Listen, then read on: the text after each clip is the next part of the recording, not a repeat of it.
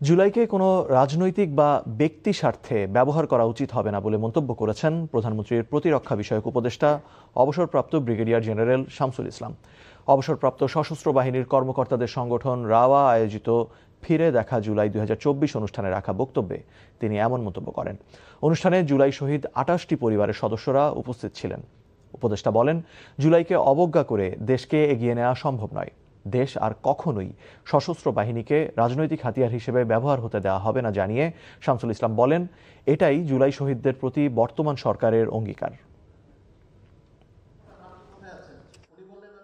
জুলাইকে অবহেলা করে, জুলাইকে অস্বীকৃতি জানিয়ে বাংলাদেশকে এগিয়ে নেওয়া যাওয়া কোনোভাবেই সম্ভব নয়। ৭১ যেমন আমাদেরকে স্বাধীনতা দিয়েছিল, জুলাই আমাদেরকে যে শিক্ষা দিয়েছে গুড গভর্নেন্স এন্ড মানুষ সম্পৃক্ত সমাজ ব্যবস্থা গড়ার জন্য যে দায়বদ্ধতা আমাদেরকে দিয়েছে, যার প্রেক্ষিতে যে বর্তমান সরকার ক্ষমতা এসেছে, আমরা আপনাদের কাছে অঙ্গীকার করতে পারি সরকার জুলাইয়ের যে স্পিরিট এবং আদর্শ আছে সেটাকে পুরোপুরি ধারণ করেই আমরা আমাদের সমাজকে বিনির্মাণ করতে চাই।